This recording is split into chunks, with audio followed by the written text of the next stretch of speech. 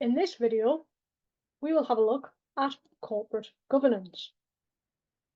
So first and foremost then, I guess the question is, what do we mean by this? Well, it is simply a means by which a company is directed and controlled. It ensures that entities are going to be run in the interests of their shareholders as well as their wider communities, which is quite important. So the initiatives consider the following: director responsibilities, board of directors composition, external auditor relationships, audit committee necessities, internal control necessities. So there are a few things covered under corporate governance for a business. So there are two different approaches then to corporate governance. You can either have the rules-based approach or the principles-based approach. So first and foremost, we will have a look at the rules-based approach. So with the rules-based approach, the code is law. The appropriate penalties are going to exist, and there's not really much room for adaptation. In fact, there's none. You have got to stick to what is written down. The US have adopted this approach. Contrary, the principles-based approach means there's no set code written in law, but it must be complied with. So essentially, all this means is there's no sort of set in stone way of looking at it, but there are rules that do exist and they should be followed to the best of their ability. If the code is not complied with, a report must, however, be written to the appropriate body and to its shareholders explaining why the decision has been taken not to follow that code for each individual instance. This is adopted in the UK. So as you can see, both approaches are used in different parts of the world. Both seem to work and will continue to do so. It is ultimately a choice as to which one is utilised. So how do countries decide which approach is best then? So there's obviously a multitude of reasons as to why countries use the approach they do. But just to name a few, the first one could be culture. So in the UK, we are quite a laid-back country, so it makes sense to go with the principles-based approach as opposed to the rules-based approach. It could be to do with a country's history. It might just be as simple as that is the approach that's been used for years and years and years, and it works. Why change it? It could be to do with the state of the economy or the political climate. It could even have something to do with the legal system, domination of ownership. It may be due to a government structure. And it may be that the government wants things to be run in a certain way. So obviously there's advantages and there's disadvantages to both. However, just for ease, we are going to look at the advantages to the rule-based approach and the disadvantages to the principle-based approach. Now, of course, the advantages to the rules-based approach are disadvantages to the principles-based, and the disadvantages to the principles-based are going to be advantages to the rule-based. So, advantages then of a rule-based approach. Well, obviously, there's going to be no interpretation required by anybody. The rules are set in stone. It's as simple as looking at a book and reading the law. So there's going to be no arguments or disagreements. It's going to be standard across all companies, which allows perhaps for a better audit trail. Rules must be complied with, or there are going to be consequences.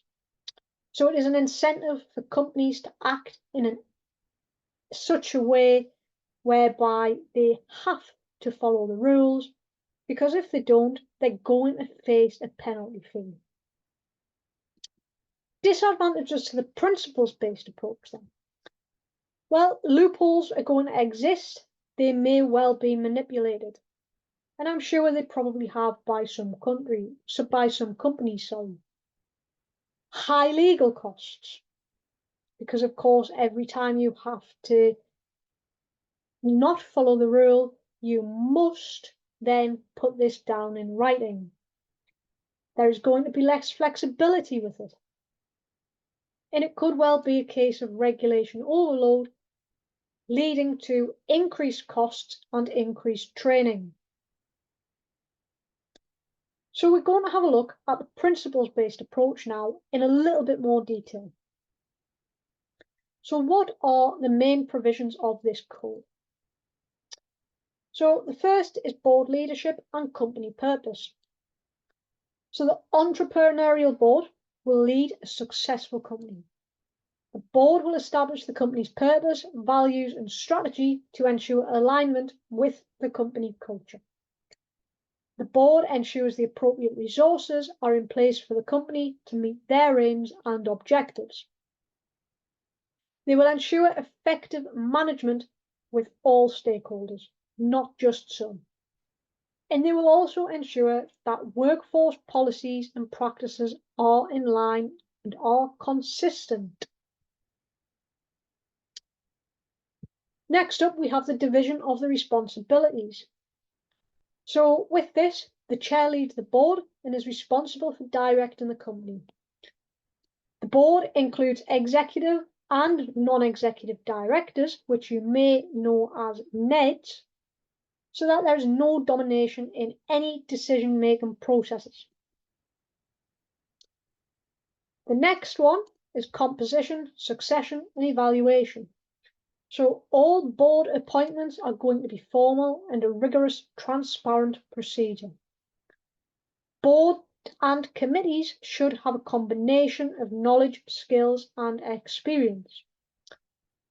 There will be an annual evaluation to show how members work together in order to achieve any objectives. Audit, risk, and internal control. So by this, the board is going to establish formal and transparent policies to ensure independence and effectiveness of both internal and external audit functions. The board should present a fair, balanced, and understandable assessment of the company's position and prospects.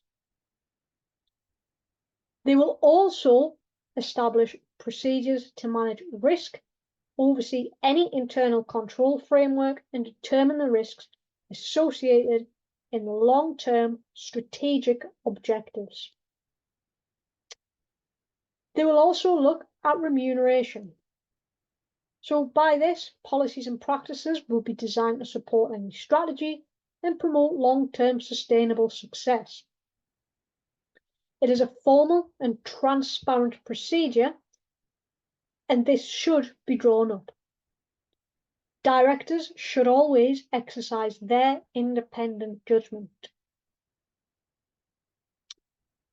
So the OECD principles then. Ensuring the basis for an effective corporate governance framework. So in order to do this, everyone should be aware of their individual responsibilities, and there should be a clear division of responsibilities in order for this to be effective.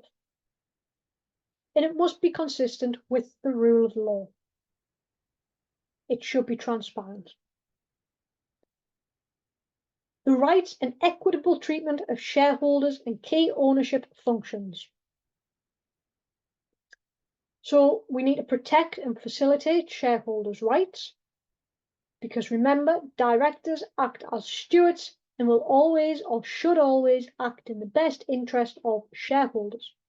And that is an equal treatment for all shareholders, not just some. Institutional investors, stock markets, and other intermediaries. For this, we ensure sound economic investment throughout the investment chain. Disclose and minimize any conflicts of interest which may compromise our integrity and we ensure fair and effective price discovery in stock markets. We then have the role of stakeholders in corporate governance. So, to recognise the rights of stakeholders. This is important. We need to keep people on the right side. The rights would have been established by law and through mutual agreements. There needs to be active cooperation encouraged between corporations and stakeholders in order to create better wealth, better jobs, sustainability, and ultimately to support the economy. Disclosure and transparency. So we need timely and accurate disclosure made on all material matters regarding the corporation. This includes financial situation, performance, ownership, and governance. Remember that significant matters that arise throughout the year should be communicated to shareholders as and when appropriate. They should not be left to be told until the year end. So what responsibilities then do the board have? Well, they're ultimately responsible for the strategic guidance of the entity. They need to monitor management effectively. Your non-executive directors, or your NEDs, as you may well know them, need to monitor management as well, because ultimately they are more independent. So the status of these principles then. So they represent the common basis that OECD member countries considered as essential for the development of good governance practice. It's concise, it's understandable, and it's accessible to the international community. It's not as suitable for a government or private sector initiative substitute.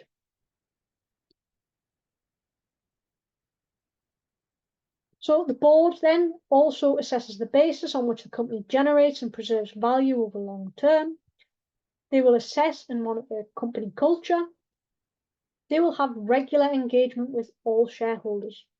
And 20% or more of votes are cast against the board recommendation for the resolution the company ought to explain when actions are moving and being taken forward. The board should also describe how all stakeholders' interests have been met in their annual report. And the workforce should be entitled to raise any concerns which they may have, and they should be allowed to do it anonymously if they so want to do so. And of course, the board are going to action or should action and identify any conflicts of interest which may arise. Board independence. So why do we need non-executive directors' independence then? So ultimately, they are detached from the board, they have an objective view of decisions, and also what they bring to that board is expertise and effective communication. It also allows shareholders an independent voice on the board, which could also lead to greater confidence in a corporate governance policy. It reduces accusations of self-interest in the behaviour of executives as well. So just as a little note then, there is a segregation of roles. So the chairman and the CEO should be different people to reduce the power of prominent board members. It is not a good idea to have the same person as the chair and as the CEO. Committees. The control mechanism with specialists coordinating internal and external auditors who deal with remuneration, risk, and nominations. There is a separate committee for each one of those. Internal audit then. So entity employees performing procedures at the instructions of the directors. They typically investigate the internal control systems and will recommend ways in which fraud prevention measures can be improved. which of course is something what we all need to work on, especially in a ever growing technological world where fraud is becoming so much easier.